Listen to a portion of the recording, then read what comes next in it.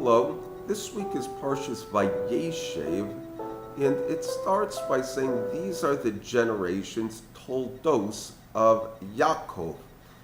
Continues that Yoseph was shepherding the flock of his father.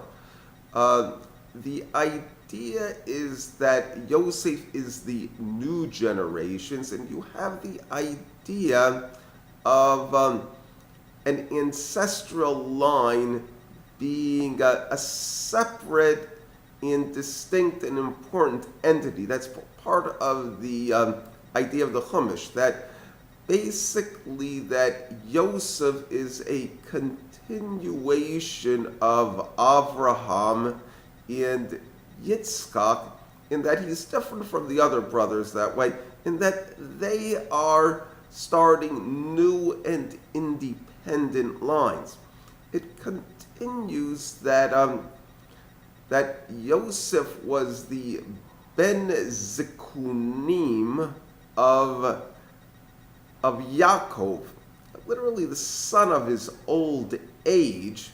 And the Ramban points out that really there wasn't much of a difference in age between Yoseph and Zevulun and Issachar, 1 or 2 years. In that he goes along with the commentary of Onkelos, who says that it's his son of being of his elderliness, his wisdom, his experience.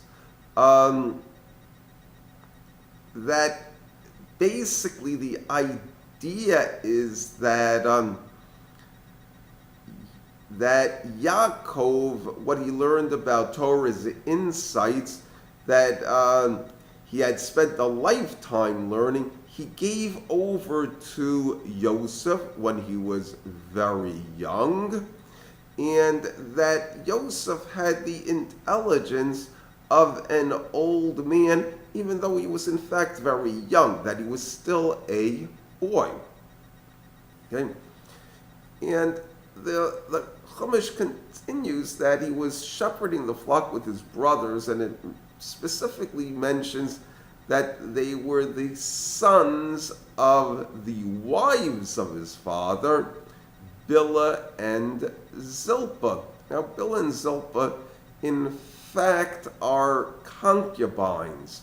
And this causes a conflict between Yosef and his brothers, in that, especially the brothers of Leah particularly. Leah is also considered the wife of Yaakov, as is Rachel. And they refer to the sons of the maidservants as servants, workers. Okay? Yosef says, no, we are in fact all one family.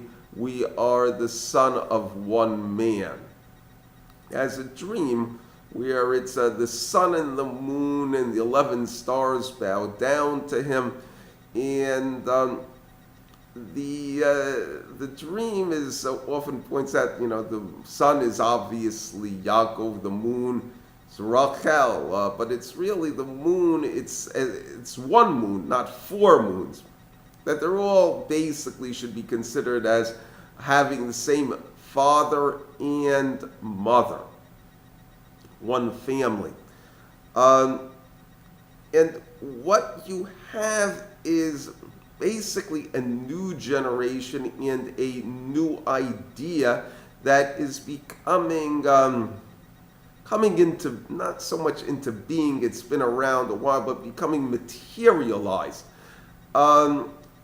You had the story of Avraham, where Sarah, who is barren, says, I want to be built up by my servant Hagar. She will marry or be the wife, bear Abraham's child. The idea is that while Yishmael will be Hagar's biological son, that he will be more importantly Sarah's adopted son. And that's the same reasoning with Bilhah and Zilpah vis-a-vis the matriarchs. And to a certain extent, it's the thinking of the patriarchs as well, where Abraham wants Ishmael to be considered important. It doesn't work out with Ishmael, but it does work out with Dan and Naphtali, Gad and Asher. They really do meet up to the expectations of the patriarchs and the matriarchs. The idea is that times have changed. And what you have with Yoseph is he's the one who has taken this incoherent feeling that is in his father, in his family, going back generations, and has seen that the time for it has arrived and is now expressing that idea. The idea of parents is that giving over their wisdom is that when a parent is just starting out with the older children, he relies on his parents to give him assistance because it's a new situation.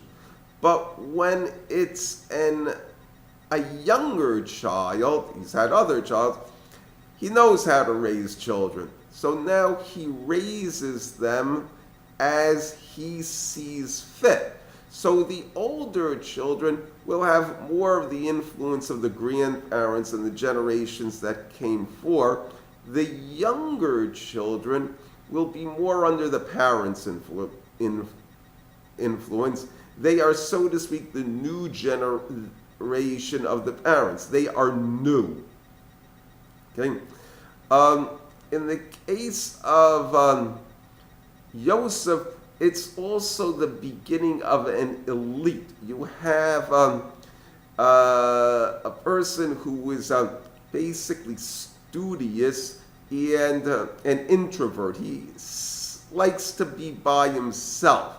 There is a Hava, meaning that he should be the king, but it's more a case where he should be the social critic. He should be the one who's pointing out things that should be different, new ideas whose time has arrived. What this means is that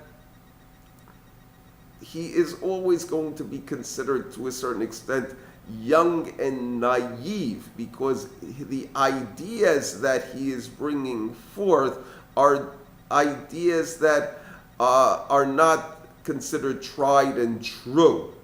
And it means that he is going to also arouse a certain amount of jealousy because of his new ideas and because of his intelligence.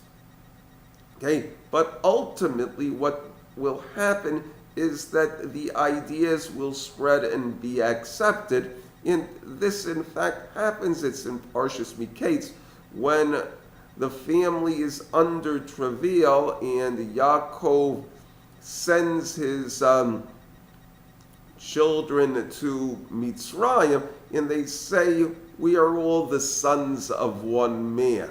Okay, one is at home and the other is not with us.